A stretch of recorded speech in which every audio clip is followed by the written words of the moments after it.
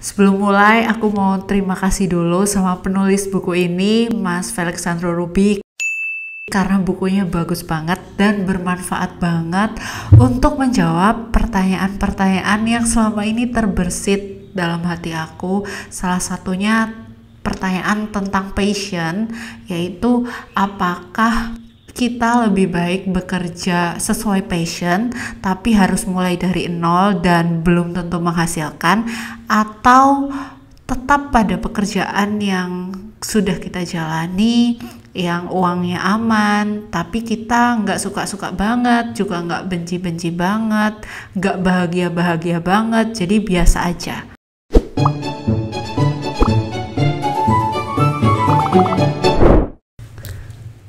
Seringkali ketika menjawab pertanyaan yang terbersit dalam hati kita, kita menjadikan kisah orang lain sebagai panutan untuk menjawabnya. Padahal jawaban dari pertanyaan-pertanyaan itu akan diperoleh apabila kita sudah kenal siapa diri kita. Dan bagaimana cara mengenali diri kita? Kita harus mengenali apa kelebihan kita, kekurangan kita, mereview cara kita berpikir, cara kita belajar, cara kita memandang suatu, dan menilai seberapa dekat kita dengan tujuan hidup kita. Passion didefinisikan sebagai aktivitas yang ketika kita melakukannya, kita itu merasa senang, waktu jadi tidak terasa, dan hasil yang kita berikan itu bagus. Penelitian menunjukkan ketika kita bekerja sesuai passion, kita akan jadi lebih produktif dan memiliki kualitas hidup yang lebih baik. Passion ini biasanya dimulai dari kecintaan kita terhadap sesuatu. Namun tidak semua passion langsung menghasilkan, karena passion baru akan menghasilkan apabila kita sudah punya skill dan makin jago, sehingga orang mampu membayar kita lebih. Yang aku dapat dari buku ini salah satunya adalah bagaimana cara mengembangkan passion. Aku merangkum beberapa langkahnya. Yang pertama, ketahui dulu bidang yang kamu suka, lalu identifikasi aktivitas dalam bidang itu yang sekiranya kamu banget. Misalkan passion kamu di bidang gaming, lalu identifikasi aktivitas di bidang gaming yang kamu banget. Ketika kamu suka dengan main gamenya, kamu bisa terjun ke e-sport. Ketika kamu suka desain game dan merumuskan game, kamu bisa terjun ke pengembangan game. Dan ketika kamu suka mereview dan membahas hal-hal baru atau yang terkini mengenai game, kamu bisa jadi YouTuber gaming. Lalu yang kedua, kamu harus menilai apakah passion kamu ini akan menghasilkan dalam jangka panjang. Cara menilainya, yang pertama, apakah kamu cepat mempelajari passion itu? Speed belajar kamu cepat. Terus yang kedua, ketika kamu men-share hasil karya dalam bidang tersebut, banyak yang mengapresiasi, entah dalam bentuk pujian atau malah sudah dapat uang. Terus yang ketiga, karya kamu sudah bisa setara atau setingkat dengan expert di bidang tersebut. Nah, setelah itu kamu perlu mengidentifikasi skill yang diperlukan untuk mencapai pekerjaan impian kamu yang sesuai passion itu, dan kamu juga harus menilai kira-kira aku sudah sampai mana untuk mencapai pekerjaan tersebut. Skill apa yang sudah aku pelajari dan skill apa yang seharusnya aku pelajari. Dan di sini penulis menyarankan ketika kamu di fase eksplorasi, yaitu di umur 20 tahunan, lebih baik coba sebanyak mungkin skill yang kamu inginkan. Nanti setelah kamu mencoba beberapa skill, akan condong ke 1-2 skill yang kamu banget. Dari 1-2 skill itu barulah kamu kembangkan, barulah kamu berfokus pada skill itu.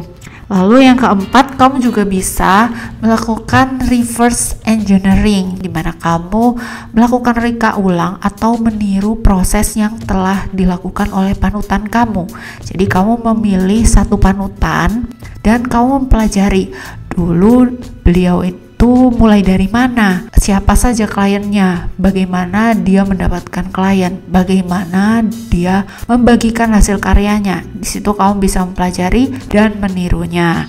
Yang kelima yaitu membangun reputasi atau influence, yang salah satu caranya bisa kamu lakukan dengan personal branding, dengan cara membagikan ilmu, pengalaman, dan pemikiran yang bermanfaat bagi sesama. Ini bisa kamu lakukan dengan media YouTube, podcast, Instagram, atau TikTok, mana yang sesuai dengan kamu. Selain teori, buku ini juga menyajikan perjalanan penulis untuk meraih pekerjaan sesuai dengan passionnya. Belajar dari Alexandro Ruby, sang penulis yang menampilkan dua personal branding sekaligus. Yang pertama sebagai Kapten Ruby, seorang food photographer, food blogger.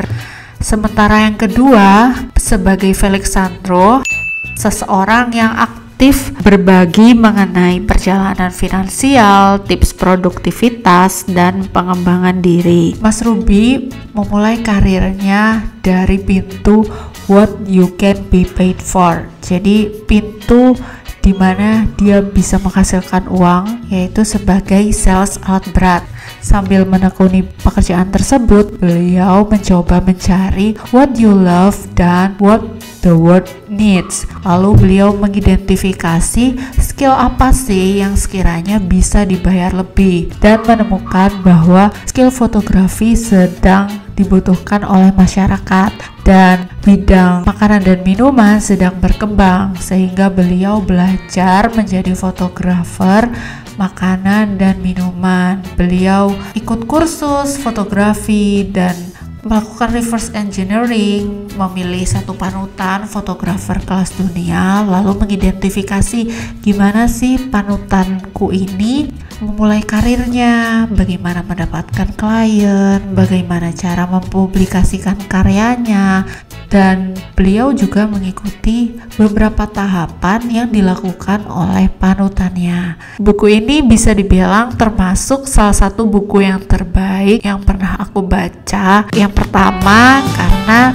gak hanya tulisan, tapi buku ini komposisi tulisan dan gambarnya itu seimbang, jadi cocok banget buat kamu yang gak suka baca buku yang full tulisan karena lebih suka baca-baca yang bergambar. Terus yang kedua, bahasanya itu juga ringan dan mudah dipahami. Ini menandakan Mas Ruby sudah membaca berbagai literatur sehingga bisa mengolahnya menjadi bahasa yang mudah dipahami. Lalu Mas Ruby juga mengatakan kamu bisa membaca buku ini dari bagian manapun yang kamu suka, dan beliau mewujudkan omongannya itu dengan memberi keterangan di masing-masing bab apabila bab itu terkait dengan bab lain di buku itu. Kalau aku sih bacanya dari awal karena aku suka yang runtut. Di bagian akhir bab ada halaman kosong yang diberi judul ternyata, yang bisa kamu gunakan untuk menulis apa yang kamu dapatkan dari bab tersebut. Lalu juga ada QR code yang ketika kamu scan, kamu akan diarahkan menuju referensi-referensi pendukung materi di bab itu. Oke, sekian pembahasan aku untuk buku You Do You. Semoga bermanfaat. Terima kasih sudah menonton. Jangan lupa subscribe untuk mendukung channel ini untuk rutin upload pembahasan dan review buku yang bermanfaat lainnya. Sampai jumpa di episode selanjutnya. Dadah.